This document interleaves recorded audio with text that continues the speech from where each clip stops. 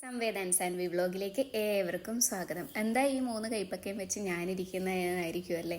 അപ്പോൾ ഈ നേരെ കാണുന്നത് നമ്മൾ നനച്ചുണ്ടാക്കിയ കൈപ്പക്ക അല്ലെങ്കിൽ പാവയ്ക്ക എന്നും പറയും. അപ്പോൾ അത് പറിച്ച് തോരൻ വെക്കുന്നതിൻ്റെ സന്തോഷം നിങ്ങളുമായിട്ട് ഷെയർ ചെയ്യുന്നതാണ്. അപ്പം ഞാൻ നട്ട് തുടങ്ങുമ്പോഴേ ചെറിയ വീഡിയോ ആയിട്ട് അപ്ലോഡ് ചെയ്തിട്ടുണ്ടായിരുന്നു. അപ്പോൾ ഏകദേശം തന്നെ എല്ലാം വിളവെടുക്കാനായി. അങ്ങനെ എല്ലാം വിളവെടുത്തു. അപ്പോൾ അത് ഈ ഒരു വീഡിയോയിൽ ഞാൻ നിങ്ങൾക്ക് കാണിച്ചു തരും. ഇത് നമ്മളെ ഹാങ്ങിങ് ചെടിയാണ്. അപ്പോൾ അത് വളർന്ന് പന്തലിച്ച് ഏകദേശം ഇത്രയായി. പിന്നെ ഇത് പന്നീർ കൂർക്ക, നമ്മൾ കുടിക്കാൻ വെള്ളം വെക്കുമ്പോൾ അതിലേക്ക് എന്തായാലും ഒരു കൂർക്കല ചപ്പിട്ടിട്ടാണ് വെള്ളം വെക്കൽ. പിന്നെ വഴുതിനിങ്ങ ഒരുപാടുണ്ടായി. പിന്നെ താലോലിക്ക ഉണ്ടായി. അതുപോലെ തന്നെ ഇത് കുഞ്ഞൻ വയലറ്റ് വഴുതിനിങ്ങ. പിന്നെ വന്തമൂത്തക്ക് ഭയങ്കര ഇഷ്ടമാണ് ഇങ്ങനെ വിളവെടുക്കാൻ. അതുകൊണ്ട് വന്തമൂത്ത ആയ ഒരു ജോലി ഏറ്റെടുത്ത്. പിന്നെ നമുക്ക് ഈ കാണുന്നത് ബത്തക്ക, പിന്നെ അതുപോലെ തന്നെ വെണ്ടക്ക ഉണ്ടായി. പിന്നെ വെണ്ടക്ക ഒരിക്കുമ്പോൾ ഒരു ഒച്ചപ്പാട് കേട്ട് മേലോട്ടേക്ക് നോക്കുന്നതാണ്. കണ്ണൂർ എയർപോർട്ട് ഏകദേശം അടുത്തായതുകൊണ്ട് തന്നെ വിമാനം പോകുന്നത് നല്ല വലുതായിട്ട് കാണും. അപ്പോൾ എന്തായാലും എത്ര കണ്ടതാണെങ്കിലും അത് നമ്മൾ എന്തായാലും മേലോട്ടേക്ക് നോക്കി പോകും അല്ലേ.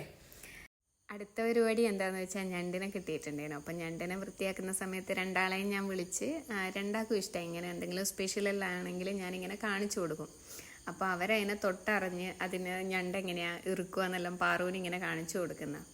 അപ്പോൾ ഇതെല്ലാം കുറേ നേരം രണ്ടാളും നോക്കി നിന്ന്. അപ്പം മോൻ പറഞ്ഞ അതിൻ്റെ തൊണ്ടനക്കൊന്ന് വേണം, എന്തെങ്കിലും ക്രാഫ്റ്റ് ഉണ്ടാക്കാമല്ലോ എന്ന് പറഞ്ഞിട്ട് അങ്ങനെ 2-3 തൊണ്ടട മാറ്റി വെച്ചിട്ടുണ്ട്. പിന്നെ ഉള്ളിയും തക്കാളിയും ഇഞ്ചിയും വെളുത്തുള്ളിയെല്ലാം വഴറ്റി വറുത്തരച്ചിട്ട് ഒരു ഞണ്ട് കറി വെച്ചു.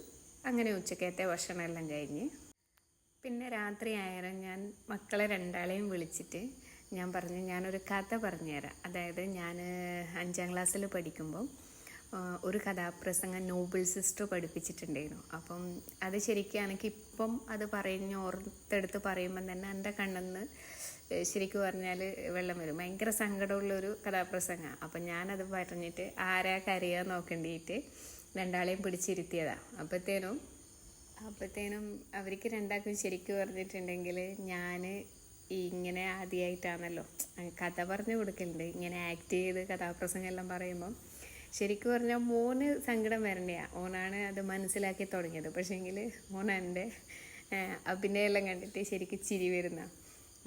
അങ്ങനെ അവർ അത് ചീറ്റിപ്പോയി. ഞാൻ ആരാ കരയാൻ നോക്കിയിട്ട് നിന്നതാണ്. അപ്പോൾ പാറു ഇടയ്ക്ക് ഇങ്ങനെ നല്ലോണം നോക്കി നിൽക്കുന്നെല്ലാം ഉണ്ടെങ്കിലും മൊത്തത്തിൽ അങ്ങോട്ടേക്ക് കേൾക്കാനൊന്നും ആയില്ല. അപ്പോൾ ഇന്നത്തെ വീഡിയോ ഇത്രയൊക്കെ ഉള്ളൂ. ഇഷ്ടപ്പെടുവാണെങ്കിൽ ഷെയർ ചെയ്യുക, ലൈക്ക് ചെയ്യുക, സബ്സ്ക്രൈബ് ചെയ്യുക.